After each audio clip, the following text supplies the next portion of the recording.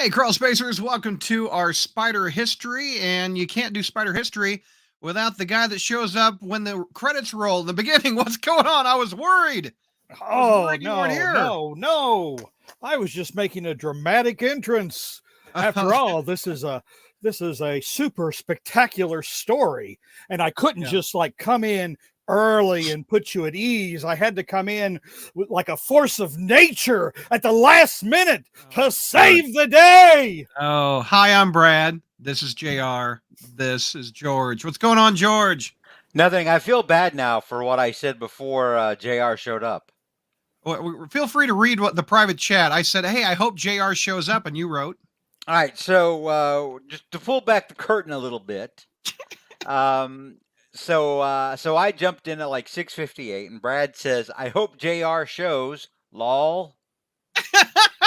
Lol means LOL, laugh out. Yeah, true. Which the first time I heard it on the internet, like in the late 90s, I actually thought people were talking about Data's daughter from Star Trek. That's a true story. Anyway, so then Brad says 1 minute out. And then I said, I mean, he's old. He could be in the hospital or worse. And then now I feel bad. Then I roll the show, and boom, he appears like Beetlejuice when you say his name 3 times. There you go. There's JR. Enough Well, about George, that will happen one day. I mean, so you can't. But I couldn't miss Secret Wars. I couldn't die before we had a spider history on Secret Wars. There's a quote for the show. I couldn't die till we did these. And now you can die after issue 12. If you didn't catch it, we're reviewing Secret Wars 1 to 4 on this episode. The next episode is 4 to 8. And then we're wrapping it up 9 to 12. So, JR, this is the 40th anniversary of a book you dislike a lot, but George and I have very, very loving memories of this book. Well, just like young children have very loving memories of Santa Claus and the Easter Bunny. And, I would expect that young children would have a love of Secret Wars, but then I would expect them to grow out of it, to be honest, and to cast aside childhood dreams and notions and face the reality that there's just absolutely nothing special about this story. Well, in all honesty, we all should be stopped talking about Spider-Man when we probably hit 14 or whatever. But, that logic doesn't work. What, George? Listen, Brad and I still have hopes and dreams and love in our heart. We still have a positive view of the world. That's true. We're not dead inside like you, Fettinger. Real quick before we get to the book, we've got number one Marvel fan says Secret Wars 1 was one of the first comics I bought at a comic shop. Mila says, JR, Secret Wars is a lie. ATV says, I remember JR's rant he did about Secret Wars about 10 years ago. I expect this to be about a 3-hour version of that. Probably right. Hornacek, I remember the first time Brad asked JR about Secret Wars, he assumed JR loved it, and you could hear the anguish in his voice at JR's response. I was there for that moment of blasphemy. Oh, I remember that. I still remember, I still have scars from that. I remember that. That's when I proclaimed Spider Yoda no more. Oh, yeah. You also called me a goddamn monster. You are a goddamn monster. Red Samurai Ninja. My sister gave me a Secret Wars when I was in Hergahata, I think is how you say that. Hergahata. Milo says he came up with this idea last year. There you go. And Hornacek JR has come from the beyond. Ryan says 40 years ago feels like yesterday. I was at the corner market picking up the issues. We got B Rich, a friend up in Kansas City. Mr. Comic says, I'm glad I didn't miss one. I ship out to basic training in Missouri on Monday morning. Good luck, sir. Thank you for your service. This will be one for the history books. In honor of this episode, everyone in the chat should introduce themselves. Can't wait for the monster JR to give his hot takes on this old classic. And we have, it's in Egypt. Has a beautiful beach. I imagine that would be awesome. Gary says JR appreciates the more underappreciated Spidey stories, as do I. And Ace versus Knight says, honestly, I kind of agree with JR. Hickman's version is better. Blasphemy! Blasphemy! I, George Berryman of the Spider-Man Crawlspace, proclaim this to be blasphemy. Real quick before we started, I want to talk. I have a story about how I picked up issue 1, which is what we're about to review, and I want to go around the horn and talk about if you guys did pick issue 1 off the spinner rack. But I've said this on the show. I'll reiterate again in case you missed it because it's appropriate for this episode. It was 1984. I was 9 years old. We were going to go that summer to a trip to Florida to Disney World for the very first time. And we used to always hit the grocery store with the spinner rack. It always used to be by the meat section. So the guy with the butcher cart was rolling and he'd push it through the gate and bam, it would hit the spinner rack. And you would hear it from several aisles over. And I saw this cover, Superman and the Hulk, and every damn hero I've ever heard of, and a few I've never heard of, on the cover of this, and it said #1 in a 12-issue series. And I'm like, oh my gosh, this sounds like the best thing ever. So I take this comic, and what else came out? I think 252, or it definitely wasn't 252, but I think it was a Hulk issue where he went into that little thing that was in Central Park with his little cane. And I had this issue and that Hulk issue, and I went to my grandma who was getting grocery stuff. She goes, "Oh, let's hold back on this. We're going to Disney World in a couple weeks. We're trying to save money. Maybe next." And then you were like, "It's only like 75 cents," and then they slapped you in the face. And I was like, "Oh man, no, not Secret Wars 1. I can't get it." So what I did was I took those 2 comics. I went to the paper towel section of the grocery store. I hid those comics underneath the paper towels in hopes of the return trip from Florida. That just so happens they didn't mess with the paper towels because it wasn't a hot commodity. It's not a run on. It's not COVID. We're not I was about to say, thank God there wasn't a pandemic. out in 1984. So we go to Disney World. It's a great time. I come back to the grocery store a couple weeks later. Boom. Right where Walk out like a and I walked out with them. So that's my Secret Wars story of picking up this issue.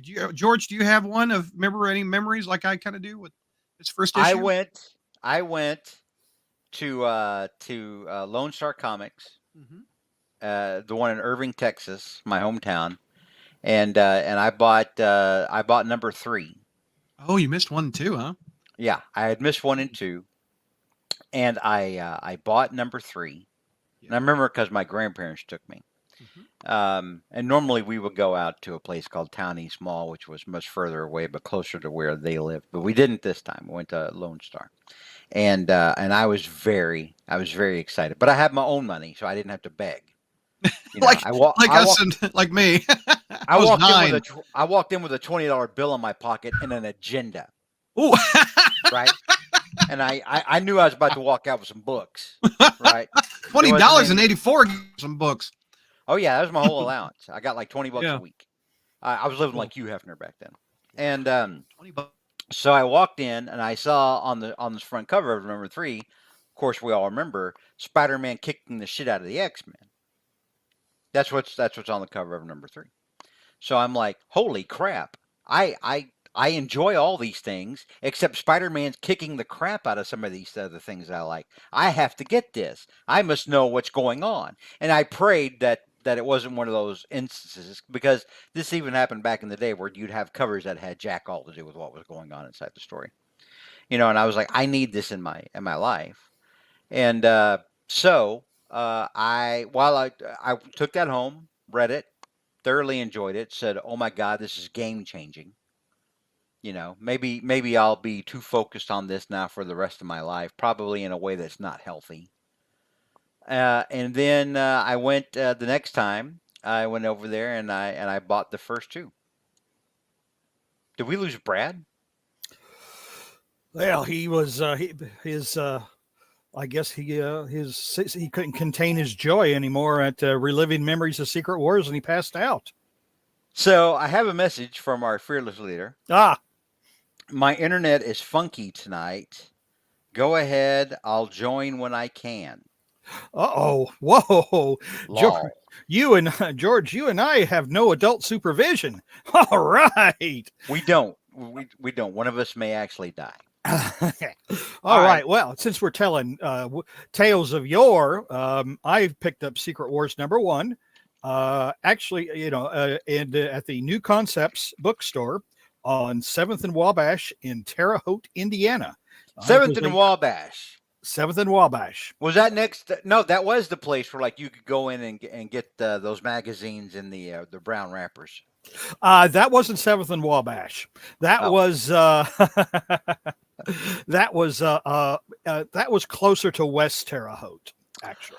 Ah, Yeah, I went there a couple of times. I mean, I had my 21st birthday there a little later, but this time I was just a college junior, and so I bought Secret Wars #1 because I'd heard so much about it, and they said this event was going to change everything you knew about the Marvel universe, and of course we had never heard that before and would never hear it again. So I had to.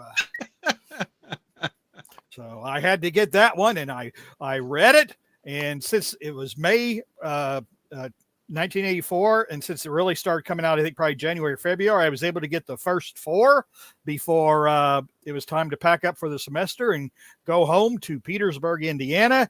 And after I read the 4th one, I said, I am done with this. How long until you eventually finished it? Good question. Probably when I got my Kindle Fire, and I could just Wow. That might explain why he doesn't. Well, he's older than us, but yeah. I knew enough about it. I mean, it was like, after all, I knew that Dr. Doom cut a guy into lenses, and there were shifting alliances and all that crap, and everybody died, and now hold up, you goofy bastard! Hold up a second. Hold up a second. Had you ever seen a dude get cut up into lenses in a comic story before? Oh, come on! I had seen I Spit on Your Grave. It's a yes or no question, Fettinger.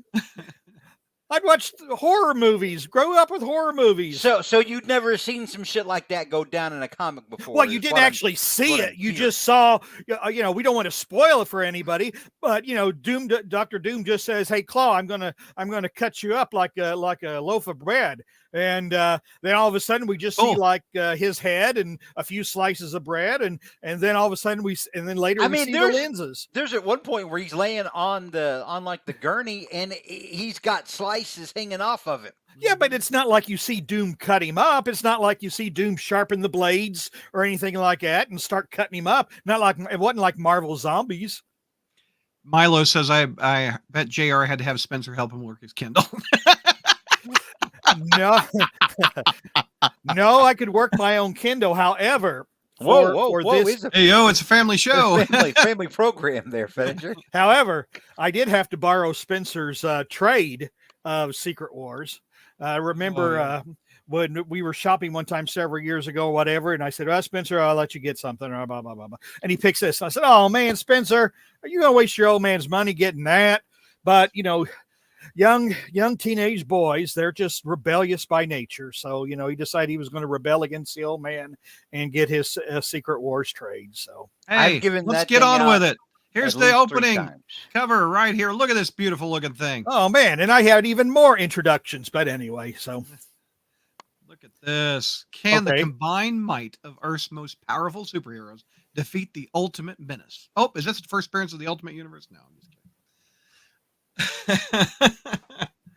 Take me through it, JR. Too soon, Brad. Too soon. Sorry, dude. All right.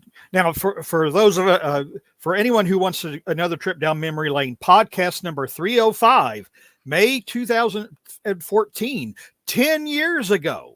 Wow. We discussed this issue exactly 10 years ago. And at that time, it was exactly 30 years since Secret Wars had started. And now it's 40 years. So time has folded in upon itself, and everything is, now logical. But anyway, at the end of Amazing Spider-Man number 251, Spider-Man was drawn to Sheep Meadow in Central Park or whatever. And he saw this futuristic Stonehenge, which actually to me looks like a giant jacuzzi, but whatever. Futuristic Stonehenge. Fair. All right. And then when Spider-Man disappears, it says that the greatest, most incredible adventure of all time, and his, he'll have, and his life will never be the same again. And it wasn't. actually is kind of true. That was true. That actually Considering turned the out to be true. events. I mean, it wasn't his most incredible adventure, I don't think, but it did change his life forever. Yeah. So anyway, but what happens is this has happened to all kinds of heroes across the across the U.S. or actually New York, or except only the ones that Mattel wanted to make toys of, because that's why, as we all know, this miniseries existed because Mattel wanted to sell toys. And Jim Shooter said, I've done a lot of good for Marvel by helping the trains run on time. I think I could do something completely vacuous without merit and without any sort of a, creative integrity. So yeah, let's do this 12-issue miniseries. They came to Jim Shooter, and Jim Shooter was like, well, the company likes to make money. Yep.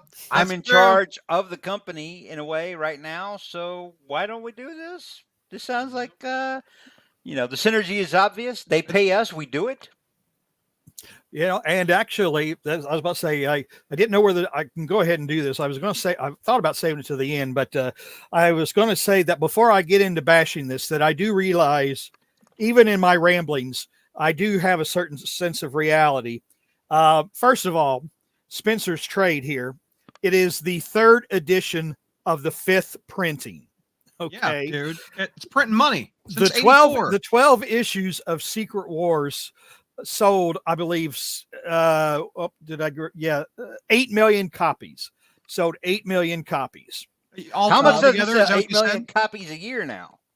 You say all 12 issues or just one issue? All 12 issues. All 12 issues. That's printing money, man. I would bet the first one sold close to 1 million. It's by itself, I would imagine. If any issue was, issue number ones, and then they kind of, go down. But this was a big financial success for Marvel. However, it wasn't such a great financial success for Mattel. And that's their own fault. And actually, I got that from the trade. It is, I think if DeFalco's, they talk about the toys, and basically Mattel got exactly what they deserved, considering the effort they put into them. But I want to save that to the end. I will say this, as somebody who was buying the comics and who bought the action figures. Me too. I loved and hated the action figures. I was jealous of the superpowers because they had better features. You could squeeze the legs, Superman could punch. I did think the superpowers figures at the time were better. I didn't understand the shield on Spider-Man. It's just, I don't get it. But the shields didn't make any damn sense, and I remember that part of it. I hated. I didn't like that the Doctor Doom figure was the end boss Doctor Doom suit. I wanted I wanted a traditional, classic Doctor Doom. I never could find the Hobgoblin figure. I never could find I didn't. I could either. I got the black suit Spider-Man, and I think I got the regular Spider-Man. Got it on my desk. Yep. That was, but here's the thing. And again, I was going to save this, but we'll go ahead and talk about it. And again, the one of the narrative in the Secret Wars trade actually explains it pretty well. Mattel went as cheap as possible, as little articulation as possible. And because they were just so determined to do it assembly line, there were no Hulk or Thing figures. How the hell? Because, they were too big and we couldn't, they talked about that as Series 3. They were talking about Hulk. But they never did make one. They have a prototype, but it never happened. I could see him putting the Thing off to the side and saying, is this really going to be a big thing? But the Hulk? Yeah. Hulk. The Hulk, he wasn't too many years away from his TV show, which, even though it pretty well ran out of gas and lasted 4 or 5 years. But it was big at the time. Geez, the Hulk. It was canceled 2 years before this started. So 82 it ended. The first 2 years of the Hulk, that was must-see TV on CBS on Friday nights. Guys our age just did not miss that, Mattel got what they deserved, just Philo. This is going to be a long history. 20 minutes, not one panel. just like Hasbro got what they deserved when they made those cheap ass 2009 Star Trek figures. But anyway, all right, the war begins. Big splash page. And Reed, he goes into some big convoluted deal about how their atoms were scrambled and reconstituted. Blah blah blah. It's like, why didn't he just say, "Oh, we got here like the transporter on Star Trek"?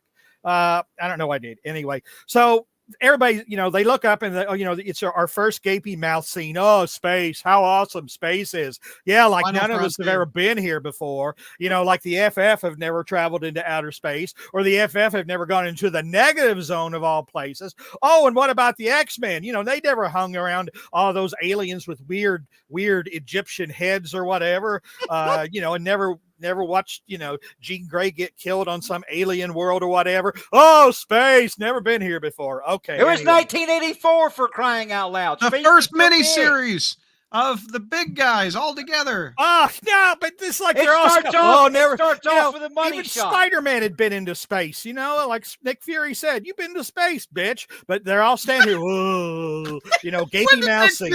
Forget about it. Just so go. Anyway, so then all of a sudden the Wasp, because she's the leader of the Avengers. How the hell she's the leader of the anyway? She goes, "Oh, we should probably introduce each other."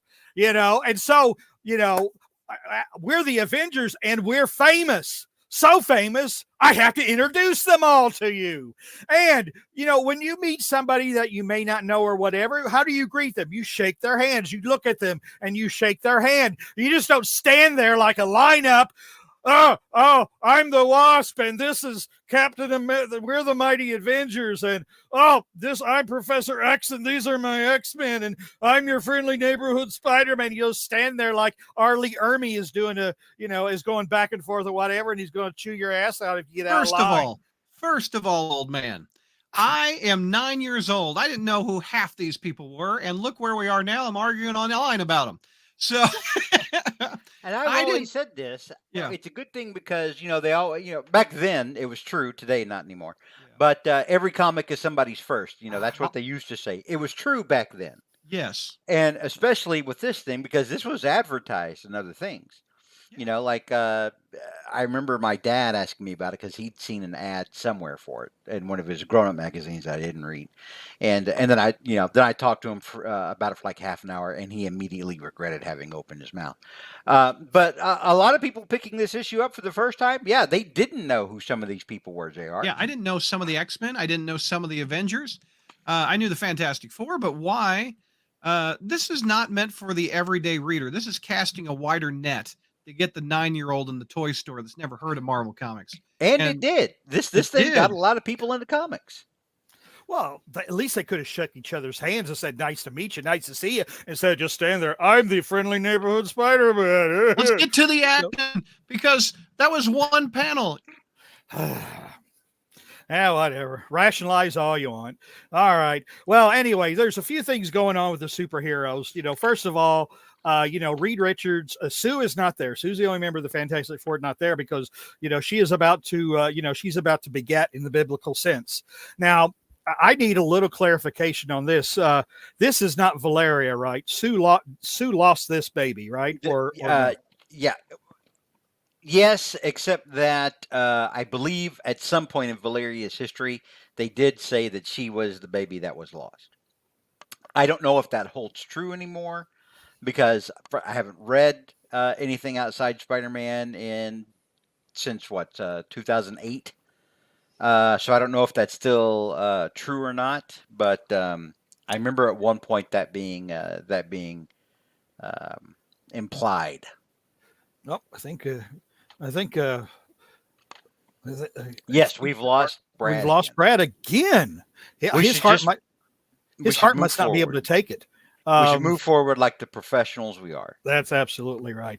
Anyway, I wasn't sure. I thought that Sue had lost this baby ultimately, but not, so anyway, but the Hulk has Bruce Banner's brain, but as anybody who's read the Hulk at this time knows that he's starting to lose his grip on his intellect. The thing that interests me is, well, maybe I'll just, maybe first of all, then I'll go to the villains, Dr. Doom doing his roll call or whatever. But anyway, so the heroes look up and say, "Oh, hey, there's another flying jacuzzi out there in outer space. Oh, and it's got all kinds of bad guys on it. Wonder who they are." Well, Dr. Doom accommodates him by doing a roll call. "Wow, look who's here. It's the Absorbing Man, Ultron, Dr. Octopus, the Wrecking Crew, blah, blah, blah. All kinds of nasty SOBs, but none more so than me, Dr. Doom." So, anyway, the thing that always I was kind of curious as to why is the lizard there? You know, I mean, when you think about, you know, you want to have this big fight and everything, you know, the Beyonder wants to do like his own version of a 1960s episode of Star Trek and good and evil and stuff. You know, the lizard's an animal. He can't take orders. You know, who's going to be able to control him? He's not going to. And as we find out later in the series, he doesn't do much because he's an animal. You know, the only thing I could think of is the lizard made a better toy than another one of Spider-Man's villains like Vulture or Mysterio or Sandman or somebody who actually might have been useful. It was like, no, the lizard's a cool toy. The kids will buy the lizard. So we'll do the lizard. I always kind of wondered that. And I always kind of wondered actually why Doctor Strange is not part of this story. You know, now Doctor Strange's power level is on, it's on a different, different chart than these people in the room other than Galactus. Well, but then again, you've got the Enchantress, right, on the bad guy side. You know, she can do all kinds of hocus pocus and magic and things like that. Doctor Doom can do magic. Doctor Doom can do magic. He's not the Sorcerer Supreme of Earth. And if you're implying that Amora, the Enchantress, is as powerful as Doctor Strange, boy, do I have a shit ton of comics to run past you from the 70s and 80s. But yeah, I mean, Doctor Strange there, this whole thing ends way differently. In fact, Doctor Strange there, this probably doesn't even go down. At that point, Doctor Strange is like, okay, you know what? We're heroes. Let's just get the hell out of here. Yeah, that's fair. So the Beyonder really wasn't interested in having Earth's mightiest heroes.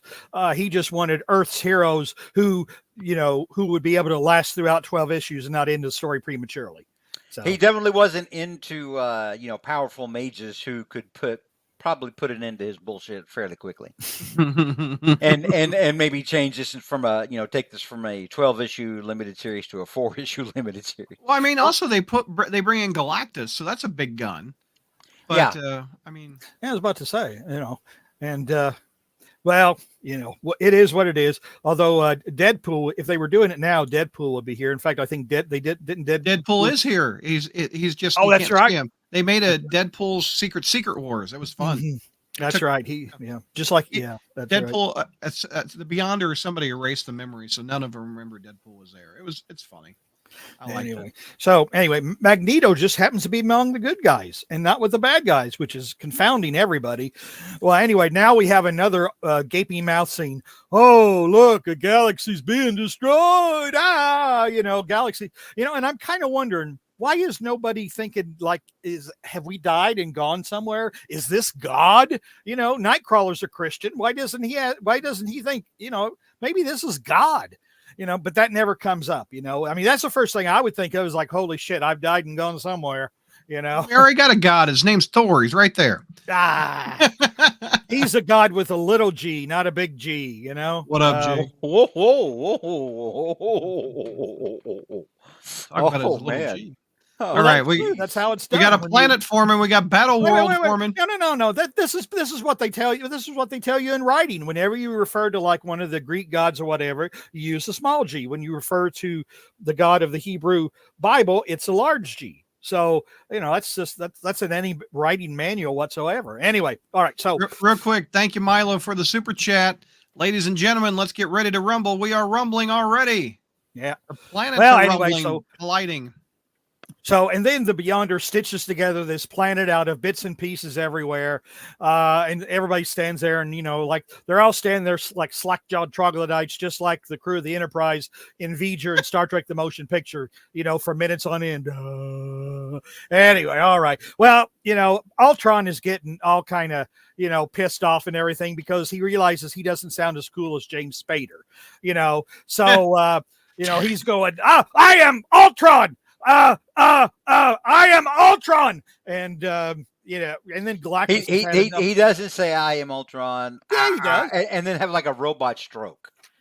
Yeah, I'm not saying he doesn't say I am Ultron. I'm just saying he doesn't say I am Ultron and then follow it up with your bullshit. but he might as well have a stroke. Look what Galactus does to him in the next panel. Ping, just pretty much. It's Galactus. Huh? If it's Galactus, if anybody's gonna be able to do that against Ultron, it's Galactus. It's a team of Avengers or Galactus's fingers and thumbs. Hey, what's Spider-Man doing? Hey, there he is. Yeah, there's we covered a I think we did like a Friday Night Fights once where it was or did we? I can't remember. It seemed Spider-Man like versus the X-Men. That's what I remember. no. Well, we did that, but I think I wanted to say that we did a no. It was on a Spider Jeopardy. There was a whole category about like stuff Spider-Man actually did in the Secret Wars. Oh, I remember that. Yeah. So anyway, Galactus. Well, anyway, the Beyonder says, "Slay your enemies, and all your desires will be granted." It's like, I'm thinking, gee whiz, I mean, you could probably just get that out of any kind of lamp and rub it, and the genie will come out and do the same thing for you. But anyway, but then that wouldn't take 12 issues either. So anyway, Galactus decides he needs to confront the Beyonder and be granted what he wants immediately. Dr. Doom says, "Hey, I might as well go along for the ride." Well, of course, the Beyonder is just so super duper awesome that he blows, he zaps Galactus, and Galactus falls back to the planet, completely unconscious. And Dr. Doom is like, whoa. I'm sure glad I wasn't in the middle. Sure glad I was on the end of that and not the middle of it. So anyway, but then the two jacuzzis, they go to different parts of the planet. Okay. The heroes and their jacuzzi go to one part and the villains and their jacuzzi go to another. And the hot tub time machine, if you will. Yeah. And the heroes soon figure out, it's like, hey, we need a leader. This is probably going to be a war, so we need a leader. And good God, y'all. Huh? War. Good what is God, it, y'all? George? What is it good for? Absolutely. Absolutely nothing. But anyway, but it is good. It is good for a 12-issue comic series, I suppose. But anyway, and Reed Richards is a logical choice, but he says, "Oh, no. I got a pregnant wife back home. I'm worried about all kinds of shit. I don't think I'd be a good leader." And so they run through a bunch of different names, and then someone suggests, well, why not Captain America? And then Wolverine, see, I don't know if Wolverine gets smarter later in life or what, but he's pretty dumb in this 12-issue miniseries. He goes, "Captain America, he's the least of us. He can't do anything. I won't follow him." And it's like, wait a minute. Unless Wolverine's World War II background hadn't been incorporated into his character by this time, it's like, wait a minute, you fought in World War II, but even if you didn't fight in World War II, this dude over here did. He fought Nazis, he led the invaders, and he's a super soldier. What do you mean he can't do anything? It's just, I'm just absolutely flabbergasted that Wolverine would say something so incredibly stupid. Here's a real military commander, and he says, "Oh, he can't do anything. I won't follow him." Anyway. And then Thor says, "Well, I'll follow him," and that pretty well shuts everybody up. Okay, big guy. All right.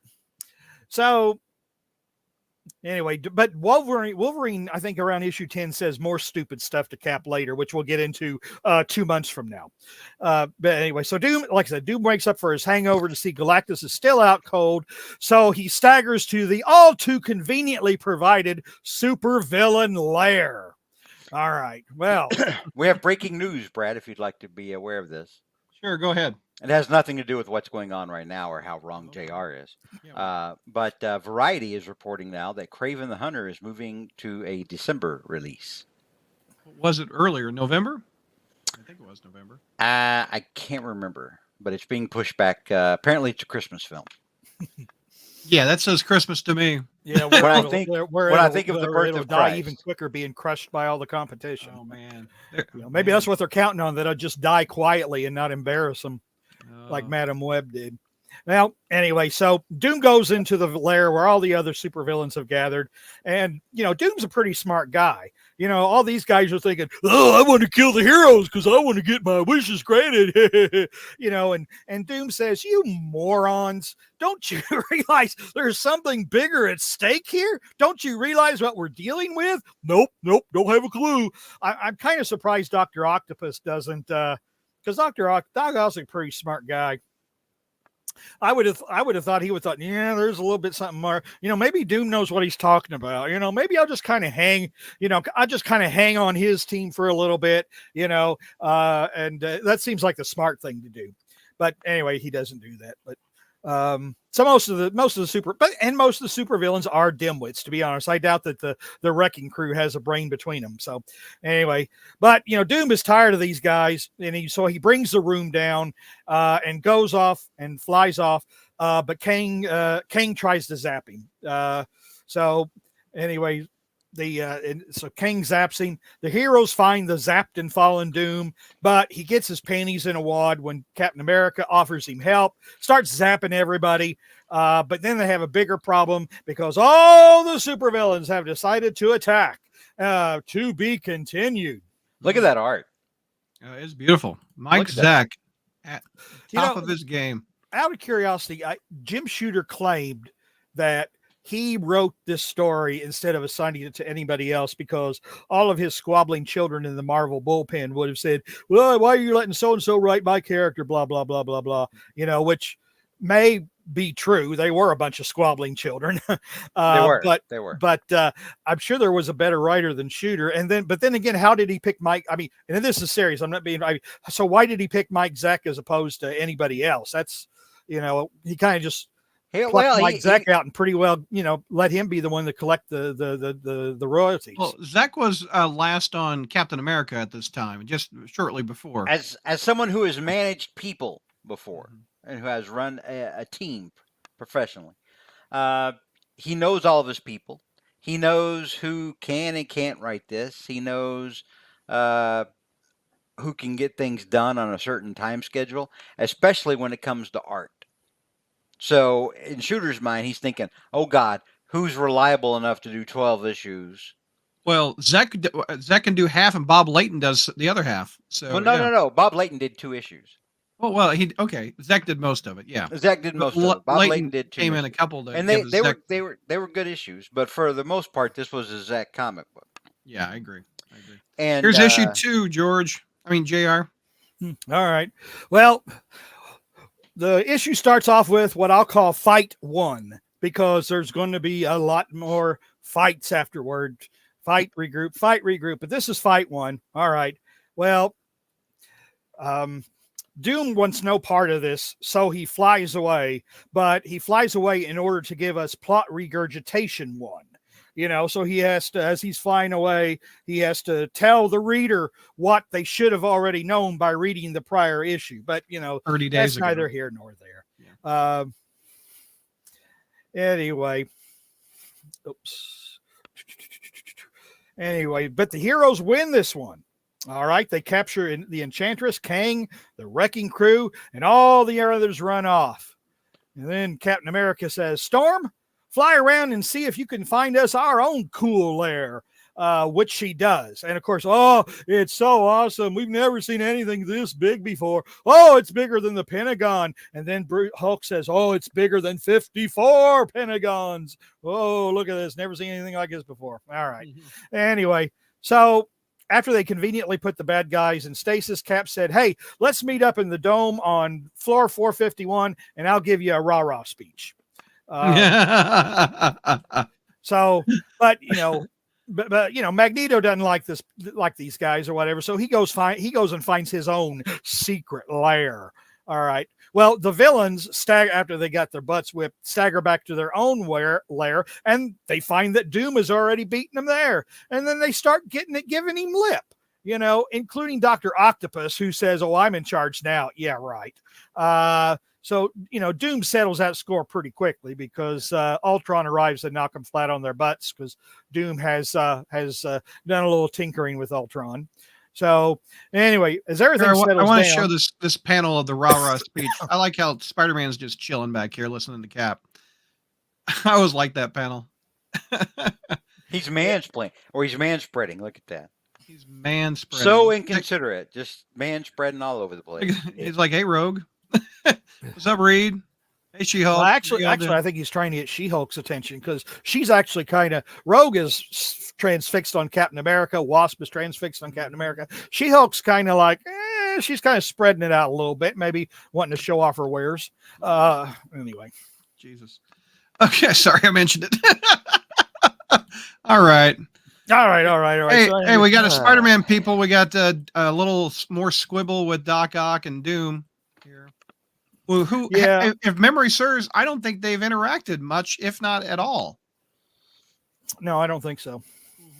I don't think so. I mean, from what I remember of Marvel, it wasn't until, I mean, it for a long time, Marvel's villains didn't really like team up. It wasn't like the old 50s Batman and Superman comics where like Lex Luthor and the Joker would team up all the time, you know.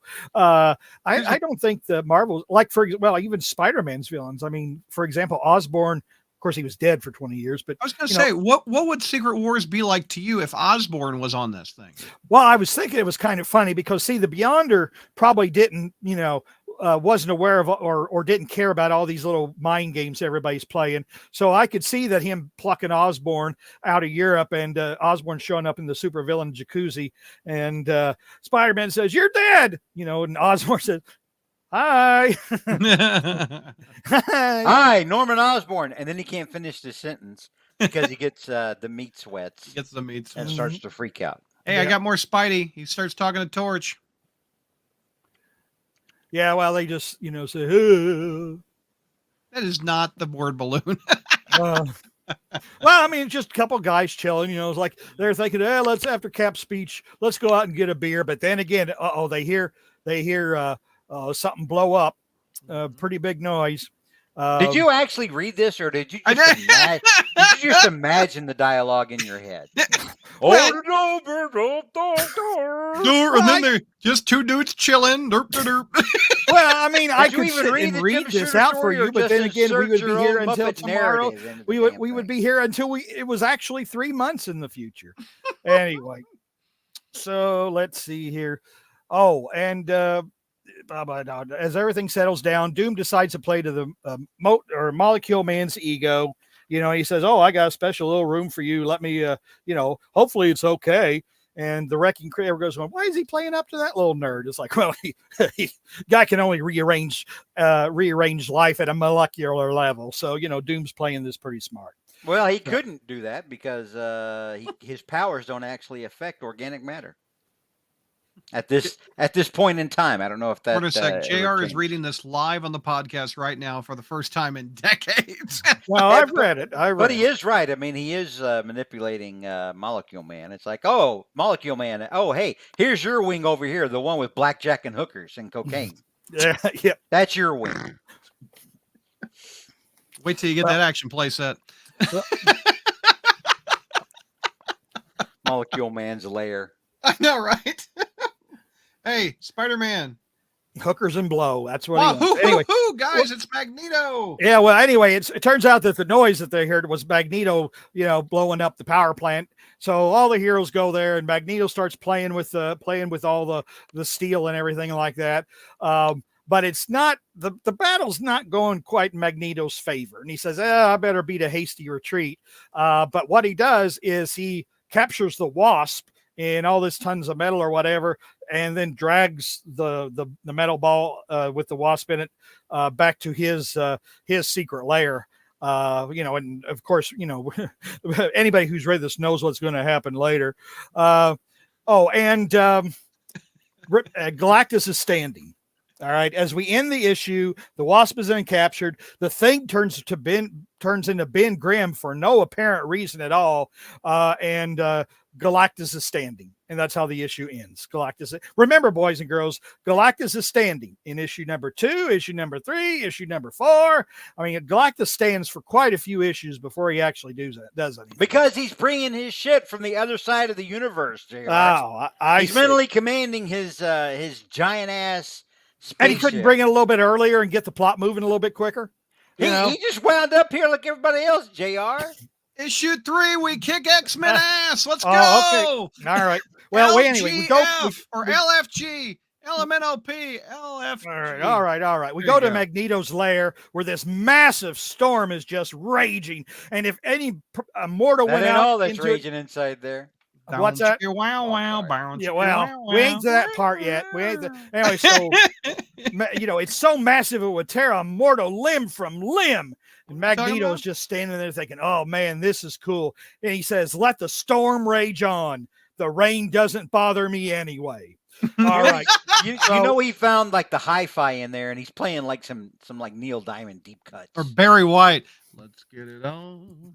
Anyway, Magneto lets the Wasp out of the metal prison he's kind of encased her in, and she walks in, finds him just chilling, and after some pleasantries, Magneto says to the Wasp, "You're hot. We're on an alien planet. Let's screw." Okay, so anyway, that is the pose. That is the pose. Look at that pose. I mean, hey girl. That's basically it. You're hot. We're on an alien planet. Just might as well get down to business. Let's populate the planet. You know what I'm saying? That's a good line, isn't it?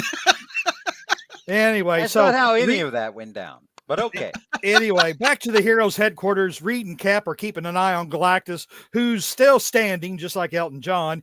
But now, now, boys and girls, I have to yield the floor. Okay. Oh, no. I have to yield the floor to the ringmaster of the Fight Club, because after Reed and Captain America get done, the scene shifts to Spider-Man. Yeah. So, George, why don't you take us through the next couple of pages here? George. All right, so Spider-Man shows up and overhears Professor X and the other dirty muties talking about how they're going to go off with Magneto and do their own thing. Nod, nod, wink, wink. And so Spider-Man's, is up there and he goes, "Boy, that sounds an awful lot like betrayal. How about I just whip all their asses?" So Spider-Man, being the flagship 1960s character that he is, just drops down and starts beating ass. Mm-hmm. The first thing he does is he takes out the ringleader, takes out Chuck with actually he just kind of bitch slaps Chuck. Oh, hold on. Yeah. Hold on. There you go. And yeah, and Cyclops. Oof. And then he just starts ham-handing people, tossing people across the room, webbing people to structures inside there. It happens so fast, and even like X-Men, Wolverine and Nightcrawler, they're like, "Oh my God, he just made us look like amateurs." Look at this SWAT. Because that's SWAT on Wolverine. That's how bad Spider-Man is. Spider-Man, just going basic, pure instinct, has no plan other than take out Professor X first, drops down, and takes out like one of the best-selling teams in comicdom. Yeah. Bam. Just, hey, here's who I am. Here's what I do. I mean, it is it's so quick and so overwhelming. And afterward, all the X-Men are sitting around like, did that just fucking happen? Did we just all get our asses kicked at the same time by Spider-Man?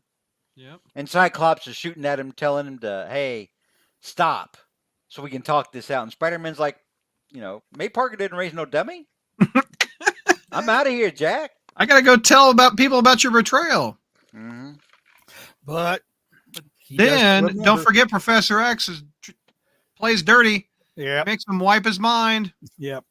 And and it goes back to all this mutant stuff. It's like, oh, nobody likes us because we're mutants. Everybody hates us because we're mutants. No, nobody. They don't hate you because you're mutants. They hate you because you pull shit like this. It's like, oh, we don't want to hang out with Earth's mightiest heroes, the Avengers, and we don't want the hero of World War II, Captain America, or the smartest man in the world, Reed Richards. We don't want to hang out with those guys. We want to go hang out with Magneto. So it's like. It's like you pull this shit all the time. You say you want to be part of society, and then you do everything you can to withdraw yourself from that society. So anyway, screw you guys. All right. Well, anyway, Now, so hang on real quick to reference something that was just said when somebody referenced in Claremont? 2020. No, the thing about Phoenix. I guess Phoenix beat him up in Avengers versus X-Men. I don't know. I didn't read that because Well, here it is. Yeah. Spidey wise, this single issue still beats the crap out of AVX. which Oh, it fights beats the Phoenix crap. This Force and issue gets beats the to a crap. pulp. Okay. I was about to say, I didn't know if like Spider-Man went up against the Phoenix Force and that, but I was like, okay, yeah, the Phoenix Force should kick Spider-Man's ass. Milo says that, George, this is your chance to overtake Spider history like JR took over Fight Club one time. Sarah loves the during a Goblin issue. Or Sarah story. loves the musical references, and Hornacek calls Magneto a silver fox. Magneto is a silver fox in He this. is, yeah. There's been a lot of people upset that Magneto and Rogue were kind of like getting together on the cartoon. Spoilers for the cartoon. I am not watching the cartoon, by the way. I've been reading about it, but that's canon. Yeah, he's a player. Magneto and Rogue actually kind of had a little bit of a thing over in the Savage Land back in the Jim Lee era. I remember it. Yeah.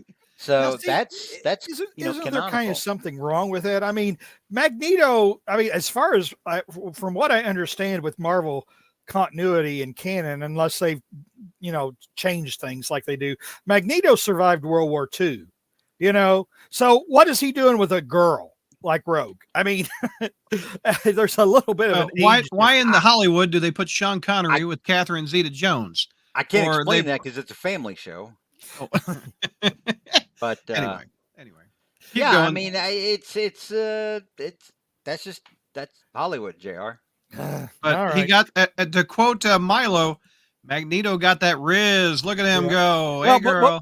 Well, before that, Dr. Doom FaceTimes with Magneto and proposes an alliance. And, Magneto says, well, I don't want to have anything to do with you. So that's when Magneto goes back to the Wasp and says, you're hot. We're on an alien planet. Let's screw you. All right. So, anyway, Dr. Doom's making girls. Anyway, so at this point in time, we go back to Dr. Doom, who all of a sudden has these two chicks to experiment on. Yeah, where the heck did they come from? It's like the toy box. No, listen, Dr. Doom's got his priorities straight. Because Dr. Doom is like, well, I got all this tech. What should I start doing? I know. I'll start making hot chicks with superpowers. This is a year before Weird Science, too. Well, he didn't make them. He remembered because they got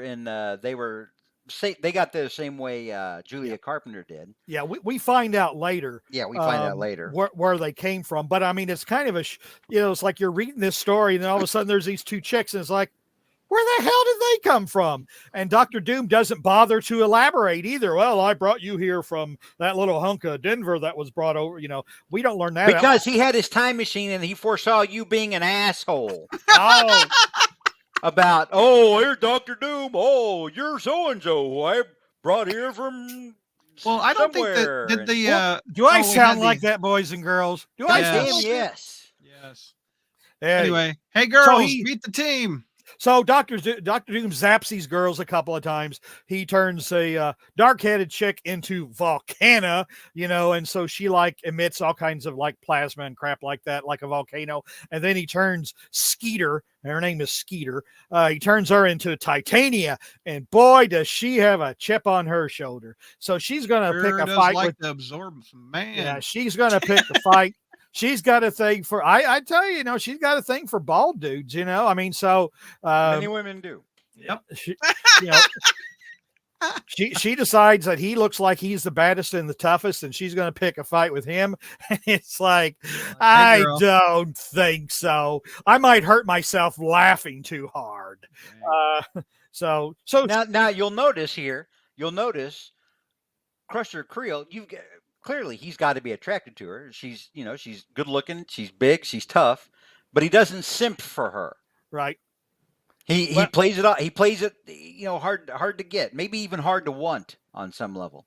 And what winds up happening after this miniseries? That's right. Oh, That's right. They're I think nice. around It issue works. 9 or 10. They've But, been around for 40 years together. So, all right. Well, and Volcana and the Molecule Man get to know each other as well, and you know where this is going, and it ultimately leads to some of the cringiest and most painful dialogue in this story. Which one? Molecule Man, he and Volcana go out and they look at the storm, and he says, I'm so powerful, I could disperse this storm, but I'm in therapy, and my therapist says to let things take their natural course. So I'm going to let the storm rage on. The rain never bothered me anyway, but I'll do it if Dr. Doom wants me to do it because he is so cool. All right. So we go back to the heroes' headquarters. And Thor, who's, kind of got a little too much time on his hands, he goes to where like they've got the Enchantress in stasis. And he said, oh boy, I tell you what, that babe's hot. Even though we're on an alien world and don't know where we are and don't know what we're up against and anything like that, I've got my priorities straight. I'm going to, get on with this blonde chick. And so, she kind of gets the same That's idea. not what he says at all. Not at all. He goes to her as a colleague, as a fellow god. And he's like, there's stuff that only gods can talk about right now. Although that's code. You know who's not getting any Hey, action? there's in only this one book? God, George, and he doesn't dress that way. You know who's not getting any action in this book? These two, Hulk and Cap. They had to sleep together. Poor guys. Yeah. So anyway, Enchantress opens the portal and says, "Let's go somewhere more privately for our discussion." All right.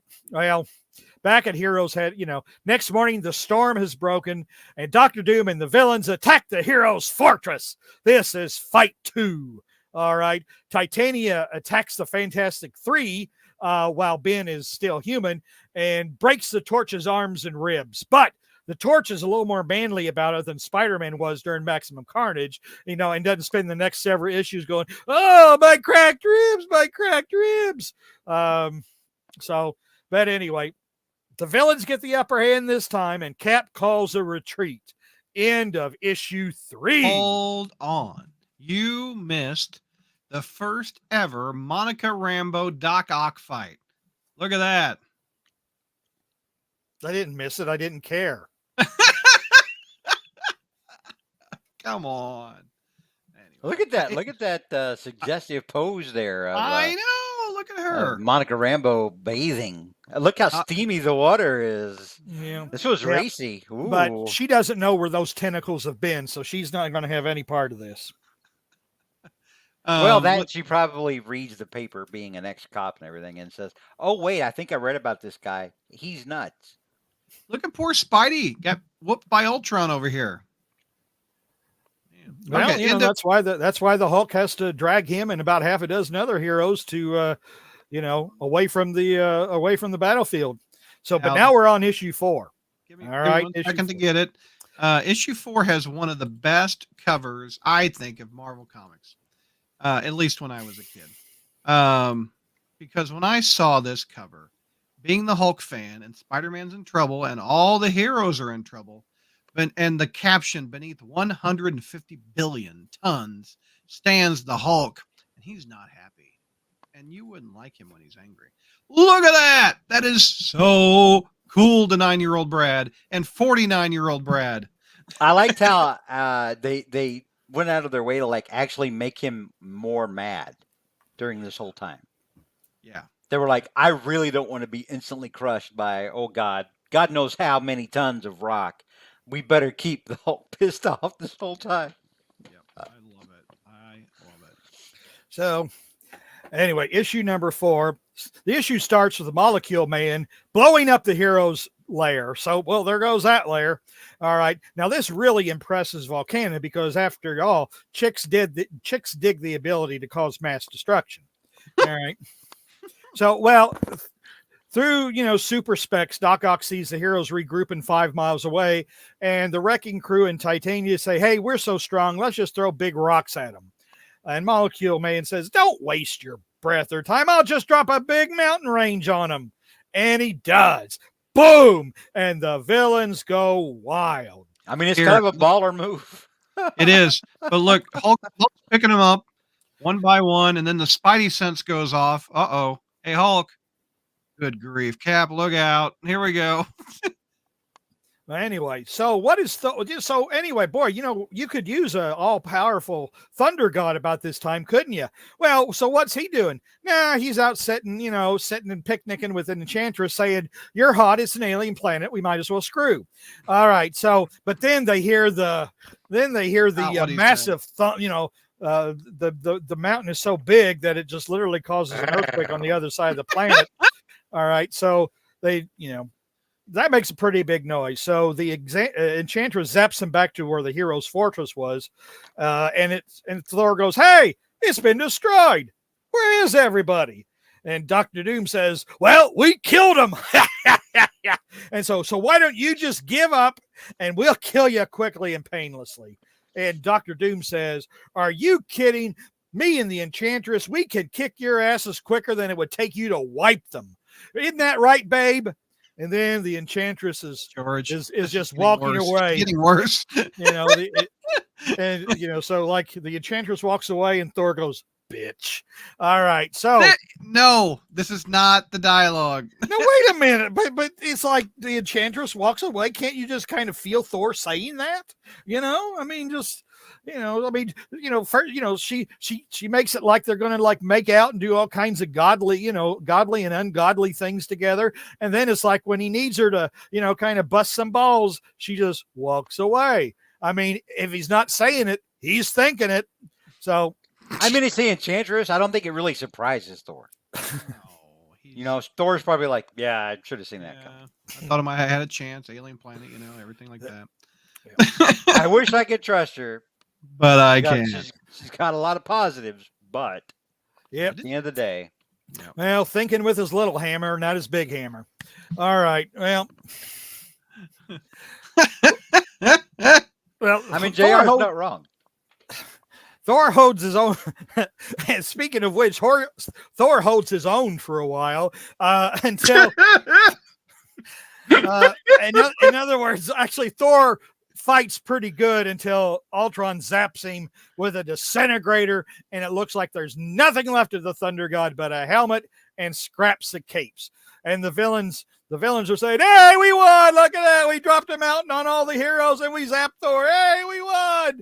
And Dr. Doom says, there's still those X-Men assholes out there somewhere we got to take care of. So let's go back to Doom Base, knock back a few drinks, get Volcana and Titania to do some stripper dances for us before we go out and kill the X-Men tomorrow. So, and Ultron, Kang here tried to kill me. So go call the cops and tell him he beats women. Okay. They'll come arrest his ass. Real quick. Right, so, Tommy has a great line. If JR is this savage to Secret Wars, imagine him going over Secret Wars 2. Okay, even I don't like Secret Wars. Yeah, I was about to say that wouldn't be as much fun because I'd rag on these guys. Yeah, he's right. Yeah, well, right. That wouldn't be any fun. 1985 is the 40th anniversary of Secret Wars 2. 2025. The only interesting thing that happened in Secret Wars 2 was turning the Kingpin's building into gold. And he gets the notebook. And then Spider-Man. We got to do next year, JR Secret Wars. Come on. And Spider-Man showing him how to use those extra body parts he picked up when he changed into Burt Convey. Yeah. I agree, Gary the Frozen. JR is raunchy on this episode. Yep. JR's raunchy on everything. It's true. Next year, Secret Wars 2, Spider History. We got to make it happen. Now, wait a minute. So, come on. All this stuff is implied. All this stuff is implied. I'm just, saying the obvious, I'm just bringing it out, so in the funk. No, I agree. That's an actual thing that happens. Spider-Man teaches the Beyonder how to poo. P. P. Yep. I don't. Yeah, I he don't. does. If Beyonder Teach him says, how to I pee, think, not poo. I'm pretty sure it was poop. All he talked about was pressure. People don't talk about pressure when they're talking about pee. Yeah, they They're do. talking about butt stuff. No. Oh, let's move on, Lord. The Well, X-Men. now wait a minute. Who was it who just got on me for being raunchy? And George is talking about body functions. All right, I demand an apology. All right. So anyway, You're waiting a long damn time. All right, keep going. the X-Men are flying to Magneto's fortress to team up, because after all, they betrayed all the rest of the superheroes. Anyway, they're all fussing and sulking, and Magneto is making making a comb for the Wasp because he's going to make some more moves on her. Well, the X-Men come in, they burst in, they propose a teammate, and they say, you know what? And Magneto says, you know what? That's a great idea. Doom is a selfish asshole. And if he wins and the Beyonder grants him his wishes, he'll just hog all the glory and power for himself. But if we kill Doom and everybody else, well, we'll get our wishes granted and we'll have a golden age where mutants and humans can live in peace together. Our swords shall be beaten in the plowshares. The lamb will lie with the lion. We'll sing Kumbaya by the campfire every night. And if Captain America and his cronies don't like it, we'll just kill them too. Well, the Wasp is heard enough. Magneto has revealed his true colors, so she zaps him, steals the super duper plane, and flies away. Well, now we got to go back to our other heroes who are suffering. Who the Hulk is holding the mountain up, and he's just sweating and oh shit! I don't know how much longer I can do this. Look at Captain America's eyes. He's scared. Yeah. I don't know if he's scared or just unfinished. Well, he's on. I mean, he knows how much pressure Hulk's in, and he's behind Hulk. He's like, dude, if Hulk busts over him, I was about to say it'll happen. They'll be crushed so fast they probably won't even know what's happening. So anyway, the Hulk is holding up the mountain, and he's getting of course, as you know, he's losing his intellect, so he's getting really sensitive. So Reed Richards, being the smartest man alive, just decides to just keep gigging him a little bit and burning him, and in other words, making him madder so that he'll be able to hold up the mountain longer. So Reed has enough time. Reed decides to do some science shit, so he takes Spider-Man's web shooters, Iron Man's repulsors, and then Captain Marvel and the Torch's ability to zap fire and stuff, and he sciences their way. This is a Spider Jeopardy question that Douglas missed one year, by the way. What is it? Who was it that was helping to power the thing that Reed Richards built? Well, we got Spider-Man, and yeah. So the answer is Johnny and Captain Marvel. Yep. And Iron Man. And I think you said Vision. Vision? He's not even in this thing. I know, but you didn't know that at the time. I mean, in fairness, you felt like an idiot after you got the question. I should have if I said Vision. Jesus. But I would imagine that's how you feel when you get most of the questions wrong, which you usually do most years. Still. This is why Brad was like didn't go back and do the Spider Jeopardy at the end of last year when we rescheduled it. It's because he wanted to be he wanted to be I wanted to do a move like you did. Like I did. You won once and you never played again. So anyway, Reed and his scientific know-how do a Mount St. Helens on the mountain, blow out the side of it, and then there's Thor. He says, "Hey, Capo, buddy, I was just coming to save you guys. I wasn't distracted by any blonde-haired chippy there back there. I was really coming to save y'all. And way to go, buddy." Okay, so anyway, so Captain Marvel, they need a new hideout. So, Captain Marvel goes flying around for a place to get supplies and hang out. And then she spots a weird village with weird aliens and stuff. But Galactus, who's still standing, by the way, as he was in issue 2 and issue number 3, he's overlooking the mountain. He's overlooking the village. And at first she says, "Oh, I don't think so." But then I guess she ultimately flies over the whole planet, says they have no alternative. So the heroes grudgingly accept this location, which, why not? Galactus has been ignoring them the whole time anyway.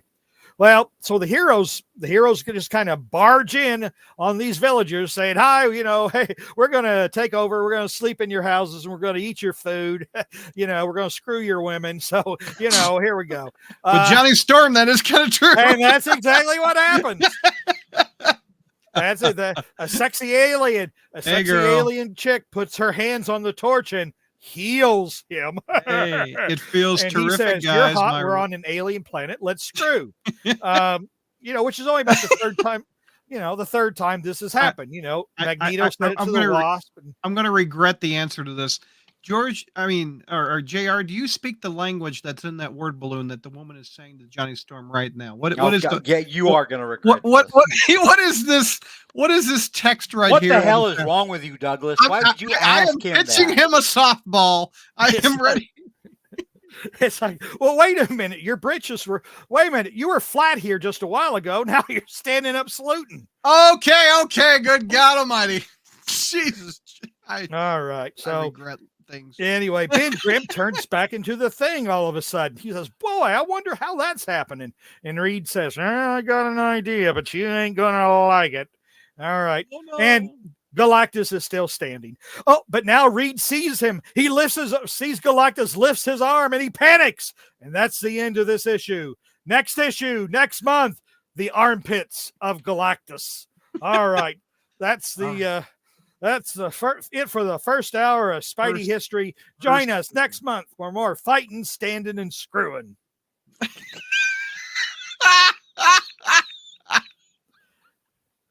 Oh, okay. I hope you enjoyed that episode. It's everything and more, maybe a little less than I expected.